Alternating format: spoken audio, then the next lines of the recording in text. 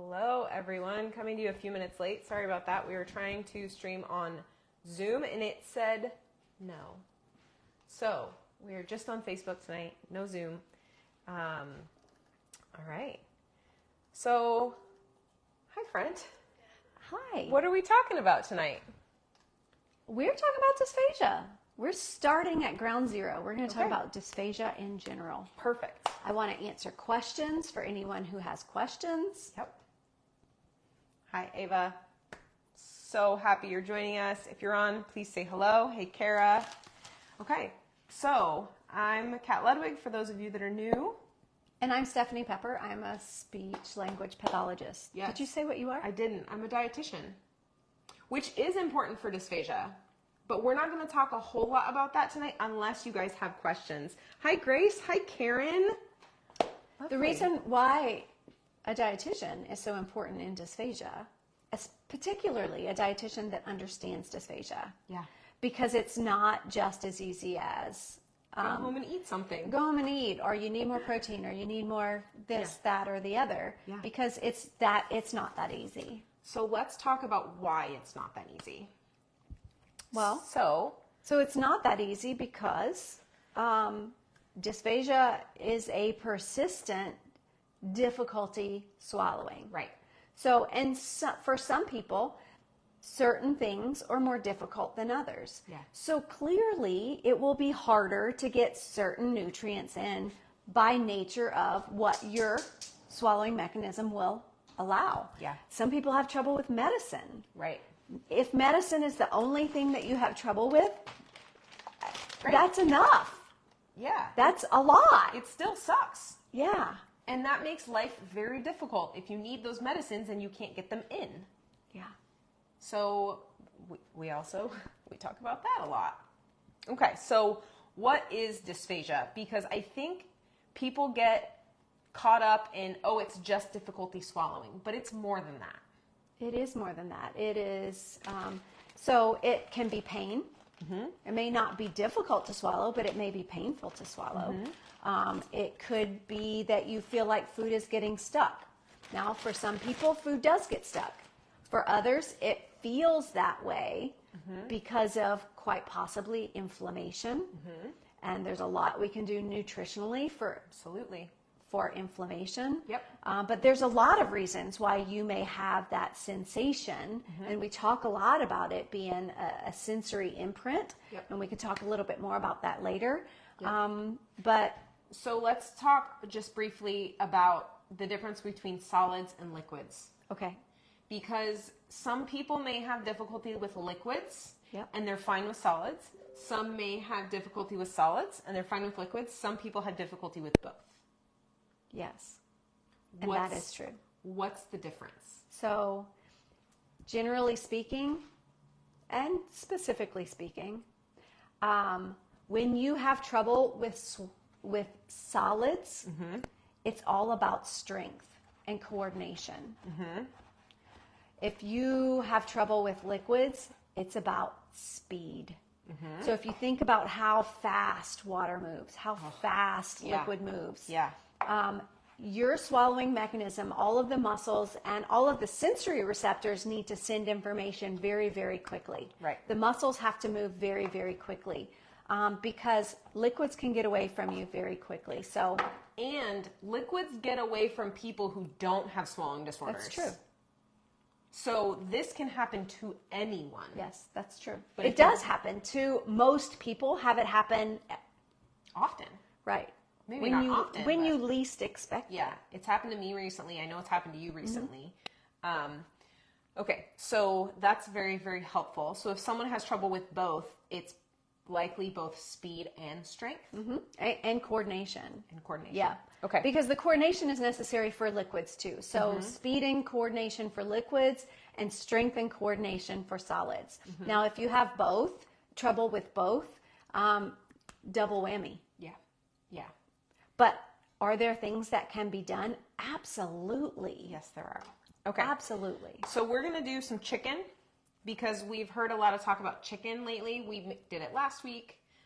It's a little bit, texture-wise, tough sometimes. tough. And so when you blend it, you get that dry sensation, even if it's soaked in lots of liquid and blended with lots of liquid, it still feels dry. Right. So what I've done is I took some chicken and I just minced it. So what you want to do here is, and I'm holding this up to show you the direction that the chicken runs. Fibers. And these, thank you, fibers. Yes. You can pull them off, right? So this can be difficult to chew. We want to break these fibers up. So I'm going to cut them like this. The other thing you could do is you can put them in a little food processor, a big food processor, and just get it into a more of a minced texture before we heat it. Because this was a rotisserie chicken, I believe. It was, yes. Rotisserie chicken. Okay. Do we want to use oil for this? Yes, I think we want to use oil for I'm this. just going to put oil in the pan. Okay, perfect. So oil in the pan, we're going to make this with gravy. What brand is that mini food processor? It's a Ray Dunn. I got it at TJ Maxx, I believe, for like $10. And it's USB rechargeable. It comes apart. This part goes in the dishwasher or can be hand washed. I love it. Okay. We use it a lot. Yes. So when you're making gravy, and you've been making gravy a lot longer than I have. I had to go to school and pay a lot of money to learn how to make gravy. With you, it was just, I think, ingrained in your genetics. It was life. Because you have to have gravy. You're from the South. Yes. And I'm not from the South. So gravy is fat and flour of some kind. It doesn't have to be whole wheat flour. Or wheat flour. It can be rice flour. It can be any kind of flour you can think of. I've even known people to make gravy with cornstarch. I prefer a flour gravy. Yep. But if you can't do regular flour, you have other options. Right. So she just put some oil in the pan. I'm going to put the chicken in the oil just to warm it real quick. And then, flour first.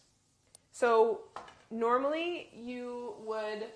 and I'm not measuring. I'm sorry, y'all. She's a traditional Southern lady, and she doesn't measure. So for those of you that need to measure, that is totally fine. You measure. We can get you a recipe. We'll find you a ratio of how much to use to how much. So then she's just stirring it a little bit. And the less you cook it, the thicker it's going to get. The more you cook it, the less thickening power it has. Hi, Suzanne. Thank you. I like my new haircut, too. Kara says she measures with her heart. That is so true.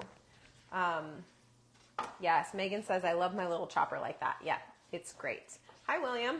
Nice to see you. Okay, so I'm going to come on over with this chicken, and we're going to toss it in to our fat and flour, or roux, mixture. Are you ready for me? I'm ready. Okay. Some of those pieces I might not have chopped them properly. Ooh, it smells good. I don't think you chopped some of them at all, my dear. Well, I went one direction and my chicken They'll break breast, up. It'll break up. We're going to break puree it it. It's going to be great. Yep. So then, after she gets all of that sort of mixed together, we're going to add broth of some kind. This is chicken broth. Yes, it's chicken broth. Yes, it is. Okay. I forgot to tell you, it's chicken broth. I figured... Chicken and rice calls for chicken broth. I trust you. Okay. Okay. So I'm going to pour the broth in a little bit at a time because we don't want it to get clumpy. This is also warm, so if you add warm to warm, it's less likely to get clumpy.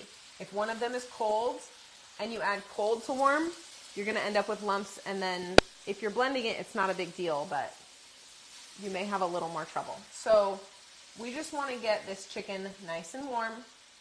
We're also doing it this way because it's going to puree a little bit smoother when it has the fat and the flour in it. Mm-hmm. You want more broth, or are you good with that thickness? I think just a little more. A splash more. Yes. Okay. Okay. Yes. Measuring with your heart is how we do things around here. Hi, Edie. Nice to see you, my dear. Okay. So we have some rice that has some veggies in it, so we're going to heat that up here in a second as well. Do you want to keep that? We can actually throw it in with this if you want. I think that's a great idea.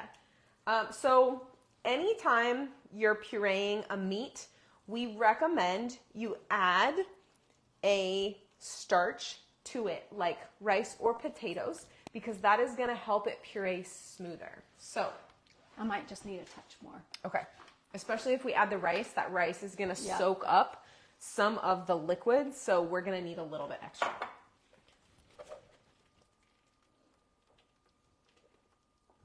So, and the rice is actually going in cold. Yep, the rice is cold. That's totally fine. I don't want to put too much. We can always add more. Yeah. So if you are concerned, start with a little bit and then add more. It's impossible to take away, but we can continue to add. Okay, so that's going to heat up. yes. So we were talking about Dysphagia. Yes. So let's talk about symptoms of dysphagia, because I think this is one of those things where you might tell your doctor, "Oh, I have this symptom," and they'll say, "Oh no, that's nothing to worry about." But in the grand scheme of things, dysphagia symptoms are wide-ranging. There's a lot of different ones. Well, and it depends on what phase of swallow that you're having difficulty with. Oral phase symptoms are very different than pharyngeal phase symptoms. And then esophageal phase symptoms, very different. And a lot of doctors won't even, a lot of speech pathologists won't touch the esophageal phase swallowing. That's one of the reasons that we're a little bit different, because we work on addressing it from the gut up. Right. So, oral symptoms, inability to hold food in the mouth, meaning you may lose food out of your mouth. Right. So if you lose food out of your mouth, there's a strong likelihood that tells me that there's weakness. And if it's just dripping a little bit, tells me there's weakness. Yep. If you lose food in your cheeks, Yep. or under your tongue, So not out of your mouth, but it's in a place where it's not supposed to where be. it's where you can't get it to the point where you can swallow. So keeping everything together in a nice little bolus or ball is part of the oral phase. And so if you're having those kind of difficulties, there's quite likely difficulty or weakness in the back portion of the oral phase, which is a little more concerning because that's where things can get away from you and you can aspirate. So and the pharyngeal phase doesn't catch up. What is aspiration? Aspiration means, you're right. So aspiration means that something has gone down the wrong tube past the level of the vocal cords. Okay? So we can get things into higher parts of the pharyngeal phase and it's not considered aspiration. So people may feel things and cough a lot. It doesn't mean, right. It doesn't necessarily mean that you've aspirated. Right. If you're aspirating, you'll probably have respiratory symptoms. You'll probably hear it. So I talk about vocal quality. What does your voice sound like after you swallow? That's one of my telltale. Yeah. I always ask people to talk to me after they've eaten, after they've swallowed something, because I want to hear your vocal cords. Now, a lot of people will have that kind of gurgly sound to their vocal cords, to their voice. That doesn't necessarily mean that you've aspirated. People who have a cold can sound gurgly too. Yep. But it's a sign that there's something. Yeah. So, so food moving to the back of the throat before you start to swallow. Did you cover that already? I didn't. I did talk about if you have trouble in the front, you can have trouble in the back, but you may not have trouble in the front, but you do have trouble in the back. Right. Of So, the throat. And this is where you need a speech therapist to discuss what is happening. So you being able to put what you're feeling into words is very, very helpful, because she can usually figure out what's going on by your description of what you feel often. Yes. It's pretty fascinating to watch from I can't. my perspective. I can tell a lot just by watching you eat and talking to you during that time. Yeah. Okay, so let's talk A about lot of questions. chewing. So Hi, Amber. Hi, Amber. Difficulty chewing. That's another. So strength of the jaw. But it's not just about the jaw. It's about how your tongue is able to manage the food and keep it in a place where your jaw and teeth can do the work. Yep. It's not as easy. Should we put more rice or is that enough? I think let's start there. Okay. And then see what happens. Do we want to add any other seasonings? Well, the broth was a little salty, so taste it before you add salt. So no salt. Okay. But maybe pepper? I'm for pepper. I know you are. Get all my spoons out. Okay. So, what about people who chew a lot? So there's a number of things that can happen with that. So a lot of people chew to help initiate a swallow. So it may actually be more of a pharyngeal phase thing if you're over chewing. Like, I can't get it started, so I chew. We've had people tell us, I chew my liquids because otherwise I can't start the swallow. That's a big one. It's a huge one. We hear that often. Yeah. So that tells me that there's pharyngeal phase issues, but we'll get to that. So initiating, getting something to the place where you can initiate the swallow. Could scream sensation, sensory deficits. It could scream just some neurological things. Right. Not necessarily though, so don't get nervous about that. Right. Okay. So That looks really good. Yeah. I didn't realize how hungry I was until right now. All right. So let's talk about the texture this is at right now. Despite me not having cut some of these pieces small enough, they still broke down well just with this little spatula. So what level would you call this right now? I would call that soft and bite-sized. So level 6 on the IDDSI scale. That's what Grace does with soup. I love it. And so if it didn't have corn and peas in it, it could be a minced and moist. Because the rice by itself is very difficult because it kind of falls away. It doesn't keep a good bolus unless you have a good strong oral phase. Right. But with all of this gravy in it, it's going to hold together pretty darn well. It's going to hold together well. Do we need this? No. I'm just going to... Okay. Thank you. Yep. Okay. So soft and bite-sized. So now if I put some in here... We can mince and moist it with that. Okay, so Karen says, can you address possible low sodium which can happen because of being on a thick and liquid diet and having to consume a lot of liquids through the meal between meals? So, okay, so this is something you have to honestly talk with your doctor about to get your sodium checked, because most people don't have low sodium by consuming too much liquids. That's something going on in your body. So your body is having trouble with sodium already, and you having to consume a lot of liquids is not helping that issue. But that something at the root of it is not because of being on a thick and liquid diet. There's something else going on. The thick and liquid diet is just exacerbating it. So we're looking at research right now from all the sodium research we've done, and a lot of it was not well done research. So what they're finding is that your body handles sodium really, really well most of the time. It's when other things go wrong that your sodium struggles. Typically, we see high blood sugar cause your body to have trouble processing salt. So if you're keeping your sugar under control, I talked to a group yesterday where I told them that it's really important for people, even like me, to keep my sugar under control, because diabetes, prediabetes starts to happen long before it shows up in your blood work. So we need to keep our blood sugar at least on the radar, you should get your blood work done every year and check your sugar so you can check those trends. Because even kids now in their teens and 20s are having trouble with blood sugar because they eat too much carbohydrate and not enough protein and not enough fiber.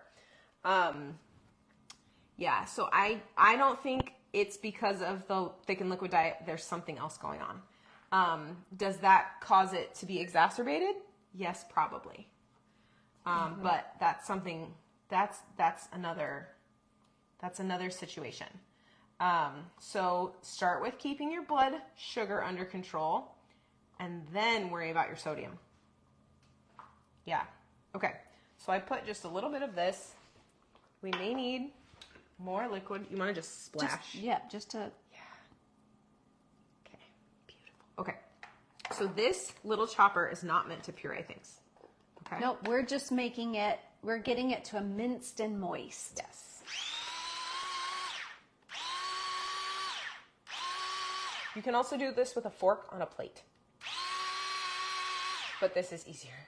Well, for corn and these peas, because these are peas from my garden. Yep. So they're a little bit tougher. Yep. Because I cook them that way. Canned peas, usually you can puree pretty easily. Yeah. Very soft. Canned peas. But these were frozen. I froze them last year. So that should do it. All right. See, this is also the reason I like this little thing. I can take the little blade out. Oops. Of course I'm making a mess. Oh, that one piece of corn didn't. Well, so one of the things that I'll recommend is don't use corn. It was just in the rice. If you're minced and moist, it was already in my rice. Yeah. So that's why it's here. You don't need to use it. Okay. I guess I could have picked it out, but we were late to begin with. We still can.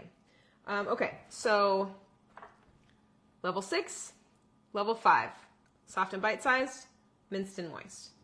Okay, so let's puree it up. Okay, so let's talk a little bit about watery eyes and runny nose. Because this happens for a lot of reasons. So why do people get watery eyes and a runny nose when they're having difficulty swallowing? Good question. Have you ever been riding a bike and gotten a bug up your nose or a bug in your eye? Yes. Okay. So it's sort of the same body reaction. Okay. So when you get a bug in your eye starts to water. Yep. Because it's trying to flush it out. Your body is going to do everything possible to protect you. And keep it out of the place it's not supposed to be. Try to get out the stuff that's in the wrong place. Okay. So when you are eating and your nose runs, eyes water, it's not proof, but it is a sign that something could be getting in the wrong place when you swallow, because everything is trying to wash out what's in the wrong place. Right. So, and when it's bigger pieces of stuff than a bug, it's going to flush harder, give you lots more. Right. Now, not everybody.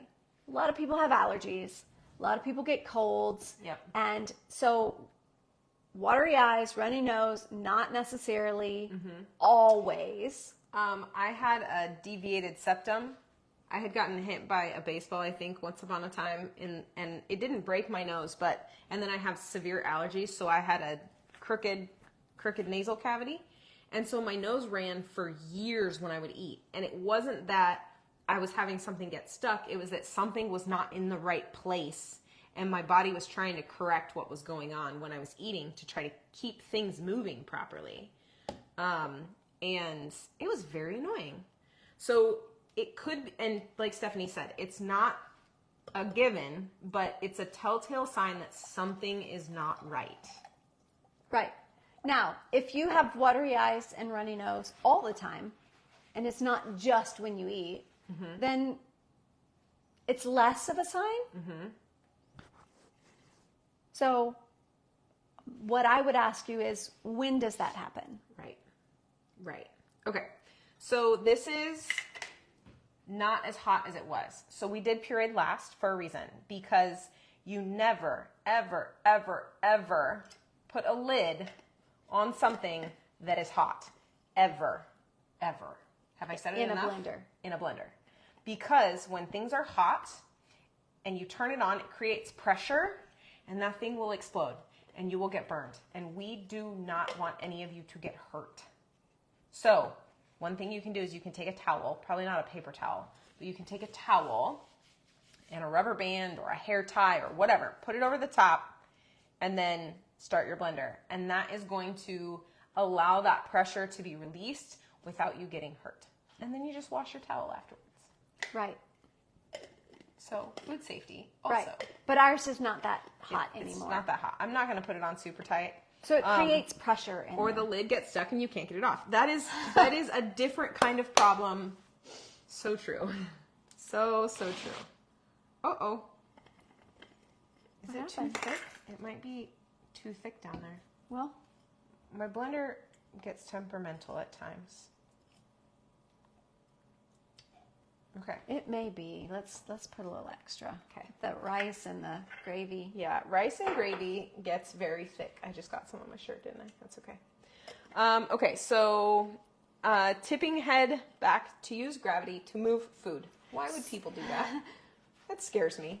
Right. So if you have to tip your head back to get the food to go back to where you can swallow it, that concerns me. Mm-hmm. Because then that tells me that you don't have the strength or the coordination to move it back with your muscles. We shouldn't be using gravity to move it to where it needs to go. Nope. Now, I see a lot of people do that with medicine. Yep. Scares me. Yeah. Don't like it. Speaking from experience. Yep. Okay. I'm firing my blender. Oh. We're going with the Ninja today. Well, you know what? I'm a fan of Ninja. I know you are. Okay. Starting over. Okay, so sensation of food getting stuck. A lot of you that we have talked to have this experience. And this one, you can kind of open the... This one's super helpful. BlendJet does make a flip top. Oh, yeah, it's your blender. Yeah. Oops. I got the replacement finally. I just haven't taken it out of the box yet. Okay, so sensation of food getting stuck. Yes. So, I got it. So, sensation of food getting stuck. So, oftentimes a lot of times people tell us that. And there are situations and certain types of dysphagia where things can get stuck. Where it feels like it's stuck is rarely where it is. The first time you told me this, I was like, that's fascinating. And you do this with people all the time. You're like, point to where it's at. Right. And then where So is if it really? feels like it's stuck right here, it's probably an inch or two lower because it's what's called referred sensation. Mm-hmm. So blending again. Okay. Okay. So referred sensation. Right. So things can feel stuck because you have inflammation. So we talk about how inflammation can cause this sensation because does everybody know what a memory foam mattress is like when you put your handprint in that foam and you pull your hand out, the memory of the foam, you can see your handprint? Yep. Well, think of your throat and all of your swallowing mechanism with that same concept. Mm-hmm. That when something goes by it, if you have enough inflammation in there, it's going to leave an imprint. Yeah. So you're going to feel that imprint until it refills. Yeah. So that happens a lot. And so we've had a lot of people say, I was so frustrated. I knew I could feel something stuck and I had my video swallow and they said nothing was there. And they showed me nothing was there, but I still feel it. But I felt it. Yeah. So yes, you did because it is a imprint that you are still feeling. So you are feeling it. Yes. Do not let them tell you it's all in your head because it's really there. It's just not there in the way you think it is. And And that's not something that you can see on an x-ray. So they're not seeing that there's an imprint there. Okay, so sensory changes. This one is probably the number one thing that we see all the time. People have trouble with texture. They feel things that aren't there. They don't feel things that are there. So sensory changes. So, right. And then that happens enough to where people are getting very anxious about what they're feeling and not understanding what's going on, because they've had a video swallow that says everything's fine. We don't see anything. Right. And so that increases the anxiety or anxiousness about the situation, because they just don't understand what's going on. Right. And that's where Kat and I, this is the premise of what we do, is we want you to understand what you're feeling and understand, because then it gets to the point where things start, if we can get people to a point in their swallowing where things are better, then they're anxious about, this doesn't feel right. Yeah. Well, no, it doesn't feel like it did, because it's better now. So you have to rewrite what normal is. That looks very small. Hi, Heather. What can help heal the inflammation? Well, I'm going to let you answer that one, because that is all so I'm gonna keep dietitian. It short. I'm going to keep it short. We will do another cooking with Kat and stuff. I almost missed my mouth. It's okay. You made it. Because this is a whole topic that I love. Eating the right foods, avoiding the foods that cause you trouble, staying away from highly processed and refined foods, staying away from high sugar foods, keeping that blood sugar under control, getting enough fiber, getting enough protein, getting enough omega-3s in your diet. All of these things are going to help start to heal the inflammation. Adding herbs and spices, adding tea. Tea is very anti-inflammatory. So there are a lot of things that we can change in the diet that are going to help with inflammation from an internal level. I got an email from someone today I have to share. I gave a talk yesterday. I checked the email right before we came on. She said, I was diagnosed with rheumatoid polyarthritis, and my rheumatologist told me that food and diet have nothing to do with it. And I was just like, fire that guy. Get rid of him. Get rid of him. And she was just like, tell her to get a new doctor. And I was like, I'm going to. Because if your doctor doesn't believe that what you put in your mouth causes trouble or heals, they don't actually understand how the body works. I'll get off my soapbox now. Grace, we can talk more in the future, and we'll do something on inflammation soon. Yeah. Yeah. Okay. We got a ton more symptoms to talk through. Oh, let's do it. Where are we? Nasal regurgitation. If something comes up through your nose, it shouldn't. You know that already. It's very smooth. I think even if we had added a little more rice, it would have less of that. I agree. That texture? That dry texture, but it's better than our stuff last week. It's much better than our stuff last week. Like not nearly as dry feel to it. So I think that helped that we started with the oil and the flour. And then it's barely. It's there, but last week it was much thicker. Right. I like it. It tastes really good. Yeah. Do we want to taste this one? Yes. I did miss my mouth. I almost missed earlier. Okay. This doesn't really apply. Minced and moist, very good. Underweight, definitely not helping.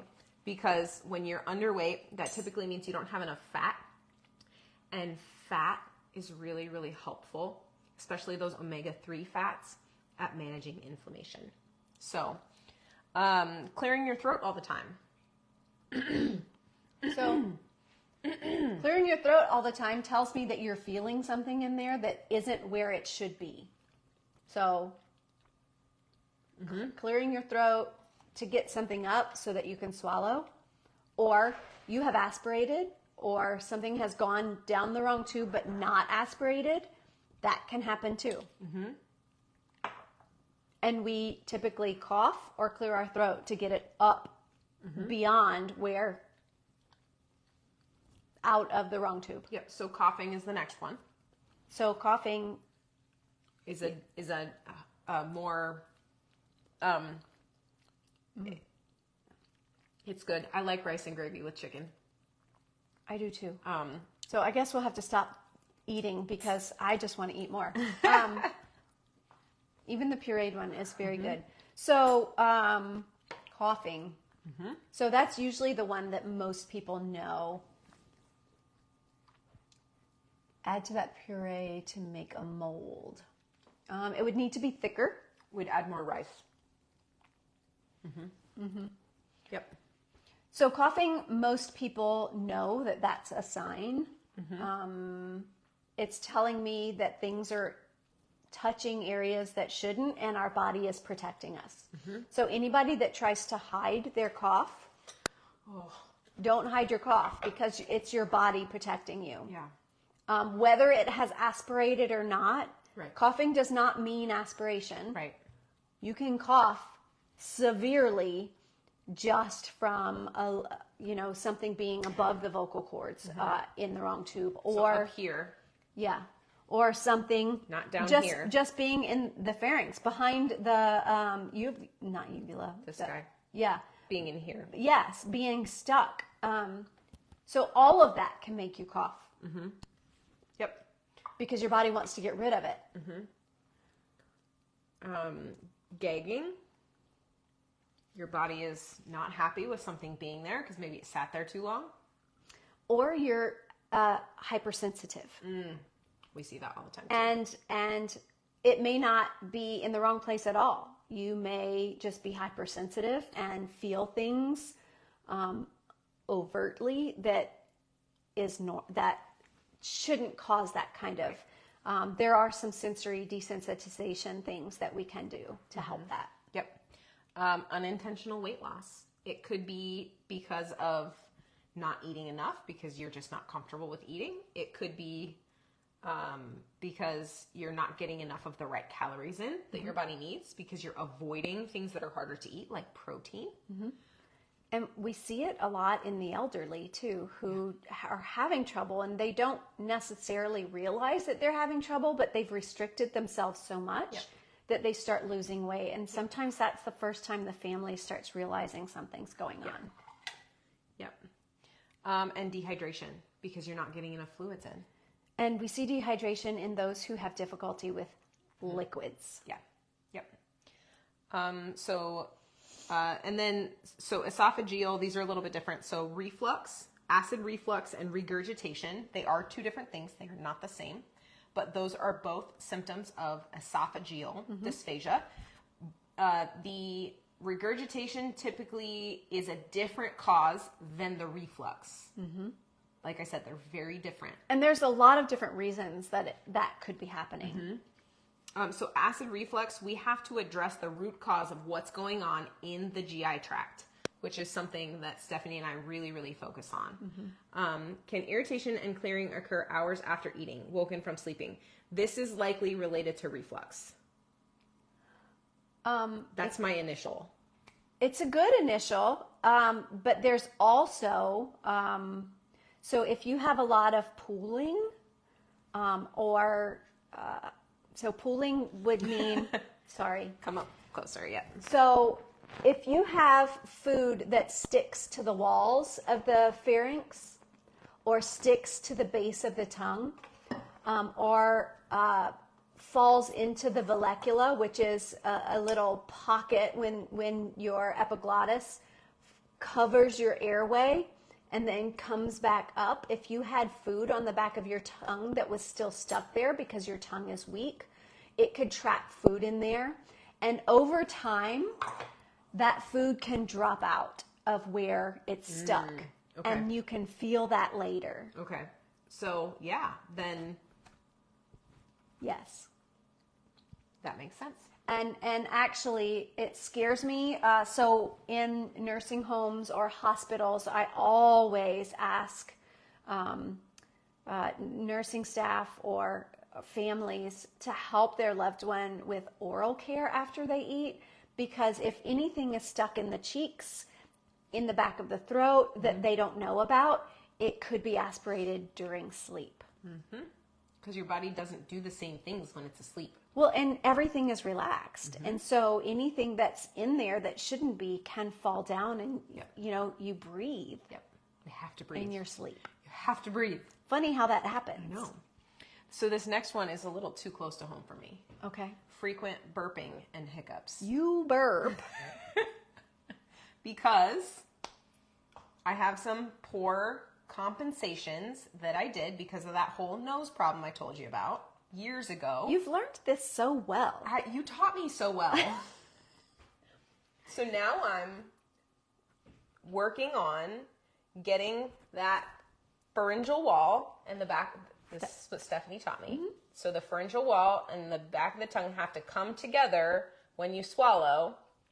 And because mine has too much space, because I struggled to breathe for so long that I changed the way I breathe, and it has changed the way I swallow. So I swallow more air, which makes me burp more, which is a precursor to having some esophageal dysphagia. And I also have reflux. So I have to be very, very careful, and I have to do what Stephanie told me to do. Have you been doing it? Nope. Called out right there. I'm not even afraid to admit. I'll get back to doing it, though, because I don't like burping all the time. So you're going to be on a long drive tomorrow, so you can do your exercises. You're right. 3 times tomorrow. 3 times a day.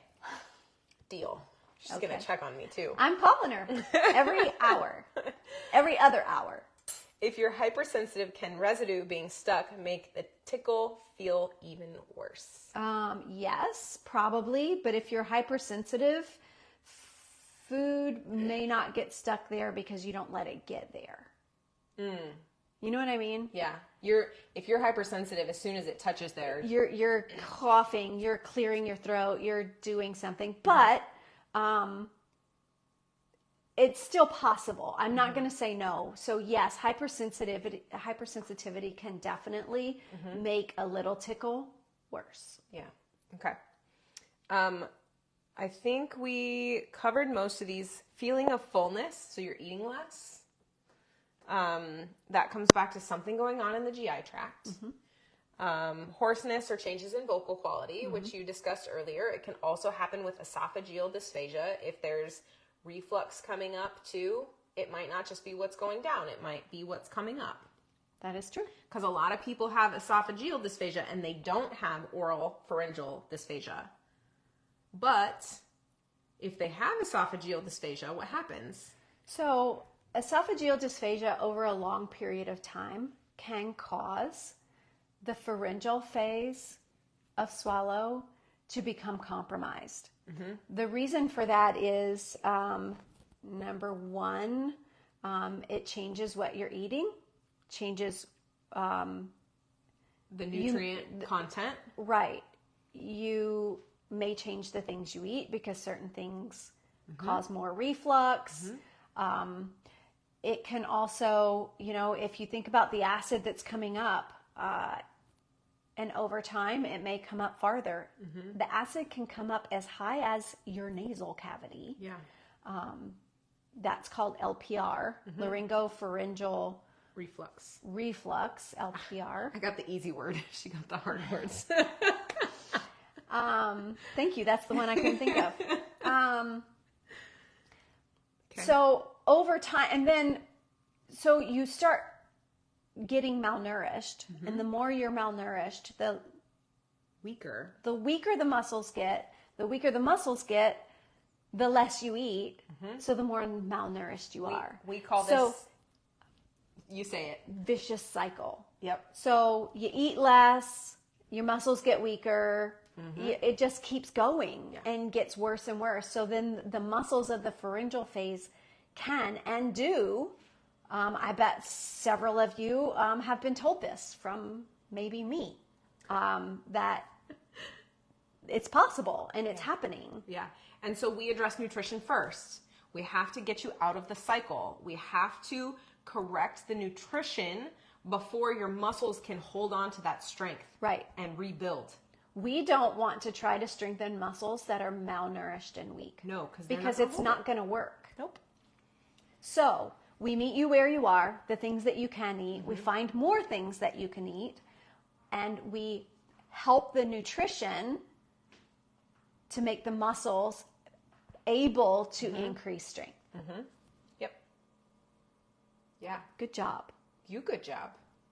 So I feel like that's the basics. We didn't cover a lot of other things tonight, but you guys asked really good questions. So we might have to cover the other half next week. We can do that. Because I think there's a lot more to talk about, but this so far is a really, really good conversation. And you guys are asking questions because you're curious. And I like the discussion we have going here. Yes, I do. Any other questions? Yeah. So dysphagia symptoms. Yeah. Dysphagia symptoms, the oral, pharyngeal, and esophageal phase. And then finding something that works for you so that we can correct the nutrition component first. Yeah. And I want to make sure you're eating protein and carbs and fat all together, because your body needs all three of these macronutrients, which is what we're talking about in our masterclass in our membership on Monday, is macronutrients. That is Monday. Yes. Masterclass. So the masterclass is free for all of those in our membership community, in our membership program, and our one-on-one clients, and available to our one-on-one clients as well. But if you're interested, there's a possibility that we can open that up for you guys as well. We would post a link, and you can opt in to join. Yeah. I didn't get the website built, but there's the other ways around the easiest way is to just join the membership. Join the membership. That way you get all the master classes. Yeah. Recipe Club at the end of the month, Q&A, family Q&A, all the stuff that's in the... Yeah. Our last recipe club was awesome. It was really good. Awesome. Yeah. So I'm apparently really hungry too. And this puree is really good. It's like a cream of chicken soup. It's better than regular cream of chicken soup. And it's got like 4 ingredients in it. That is true. I'm a fan. Okay. So next week we do too, Megan. We do too, Megan.